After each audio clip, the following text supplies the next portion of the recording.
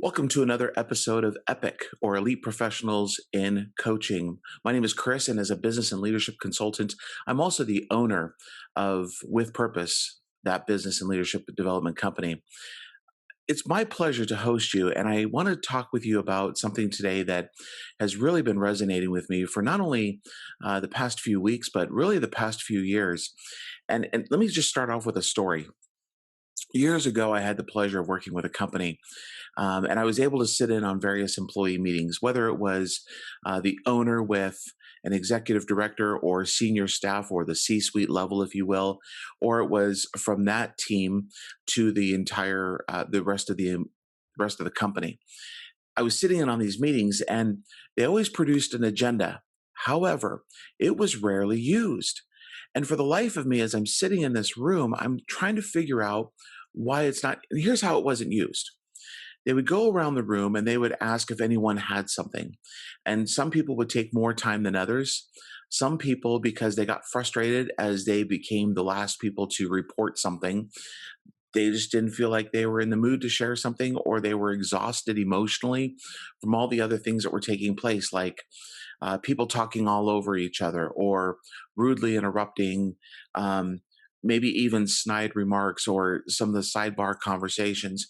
There was really no control over any of the meetings that I was witnessing. And this was probably the first couple of months as I was working with the company. And it was really interesting. And so I asked the owner, I said, "Why don't you follow the agenda?" "Well, I do," was this person's response. And I said, "Well, then why do you allow these things to happen?" And to that question, he could not respond in a favorable comment. And he asked then, "Well, what would you suggest?" So what I suggested to him is what I'm going to share on this podcast today. And I really hope that you've got your tablet available, pen and paper, pencil and paper, whatever the case might be, because I believe that there are some essential ingredients, if you will, to a successful meeting. And as we go through this, there's a lot of things that have been published over about meetings. There's even a book called Meeting to Death. I think that meetings are important, provided that these ingredients are used in the recipe for a successful meeting.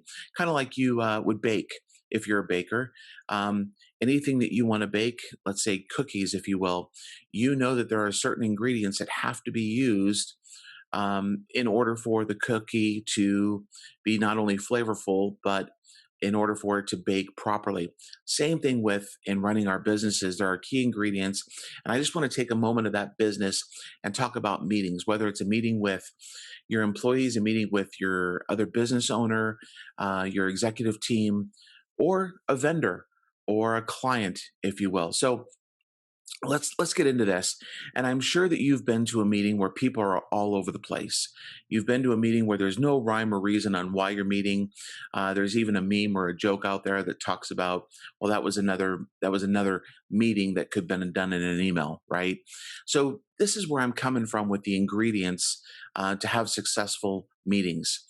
You might even have been a part of a meeting where there's an agenda, but no one is following that. So there's a few areas that I want to discuss here. So I hope you're ready to write. And with the agenda, you always want an allotment for time, and you want the accountability to follow through with it. And so here's really quick what I mean about the agenda. It's writing things out for everybody to follow. Put a time limit to certain things that you think are going to be able to be taken care of within that time. And then you have accountability. And I'll dive deeper into this here in a moment. The accountability to follow through with it. Someone's got to be in charge of that meeting. It's got to start and end on time. And if you don't find yourself doing that or staying within those parameters of that meeting, then you cut something out. Or you prioritize your list about what needs to be discussed. Or you follow up with that email and you say, this wasn't discussed in the meeting, but I would like your input via email, or this is going to be scheduled on next week's meeting, whenever that's going to take place. So um, part of the ingredients is presenting the numbers. I think it's important, and there's a lot of people out there that would say it's important as well. In any time of meeting that you've got, you're presenting some sort of number, whether it's a dollar figure, whether it's an increase, like a number of increase in clients, or increase in hours of productivity, or decrease in hours of productivity, or percentage of sales, if you will, or percentage of your profit margin or profit sharing. You want to discuss numbers. You want to give people an opportunity to really hear kind of not necessarily the dirty nitty gritty stuff, but kind of give them a sneak peek into behind the scenes, because when we do this, we show people the value that they're more than just pushing paper, that they're more than just being in front of the client and or customer, or in front of another coworker, that there's a reason behind this. And so we want to share the why, the how, on how these numbers add up to meet goals and or benchmarks. There's a lot of things that we can see after a project is done, or after the year is over, or after quarterly reports are put out there. But it's really, really important that we give the people that we're working with an idea of what's headed our way, what we're going through right now, so that they understand, or at least they have a glimpse of understanding on why they're doing what they're doing. So, presenting the numbers. Number two, um, identifying processes.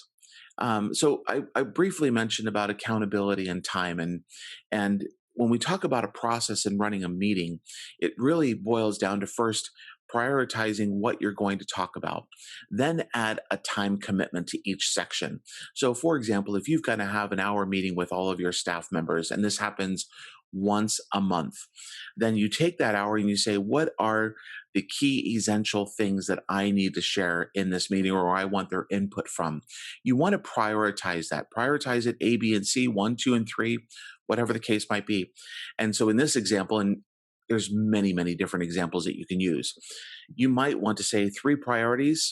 Each of those priorities is going to get 20 minutes. Have someone as a timer, recording 10 minutes to get the information out. 10 minutes is a little bit of a Q&A session, if you will, or you can break that down into maybe 5 minutes to get the information out.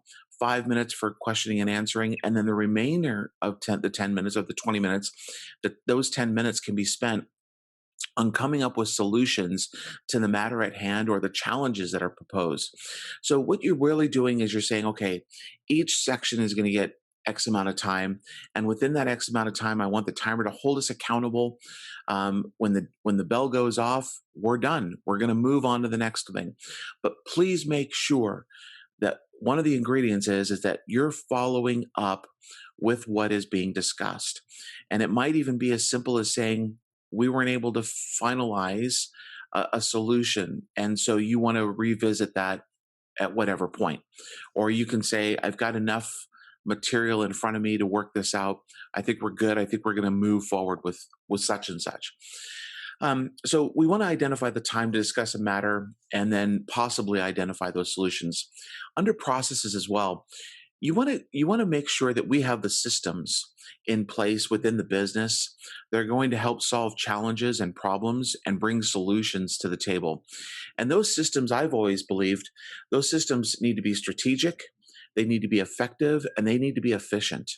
And if it doesn't measure up to those three things, then you tweak it.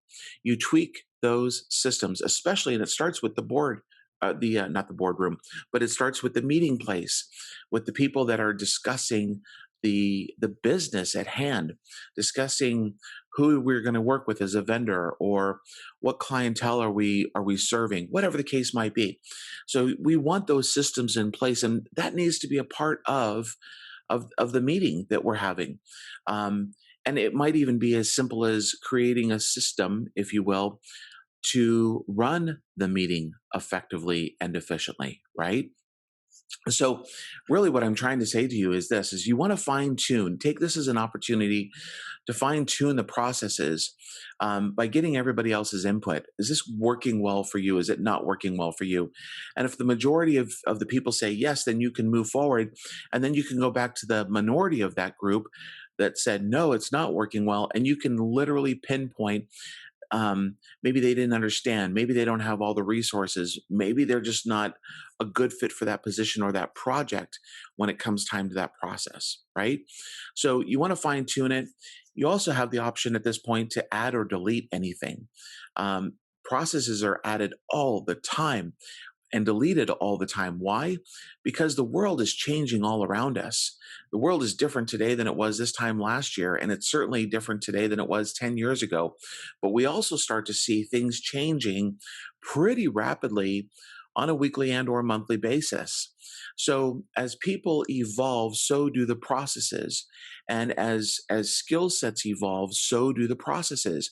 And if we're not focused on those things, you're going to find yourself in a world of hurt somewhere down the road because we've not identified truly the people that are going to help build those processes. And all you got to do is just take a certain amount of time um, throughout the week that will also bring it up to the meeting to get everybody else's input. So we've already talked about our time. We've talked about percentages or presenting the numbers, and we've talked about the processes. Here's another ingredient that I believe should be in every meeting: vision. Vision. Where are we headed? What are our priorities that we've just come through? What are our priorities here within the next short term, if you will? And what are our priorities in the long term? That's the vision. And how do those priorities measure up to why we're doing what we're doing, our purpose? And so when we talk about vision, we're talking about our priorities. Maybe it's an initiative that you need to start or change or stop altogether because we've spent enough time on it and it's not working. And really, it's about focusing on um, three areas of different types of goals: your short term goals, your midterm goals, and your long term goals. And what happens is, there's another term out there called cascading goals. And what happens is this: your short term goal literally feeds into your midterm and your long term goal. You can also reverse engineer this and say, my long term goal in 5 years is X. And so I'm going to back it up. This is what I do when I bring clients on: is we say, what is the vision for the company in 5 years? What are the goals?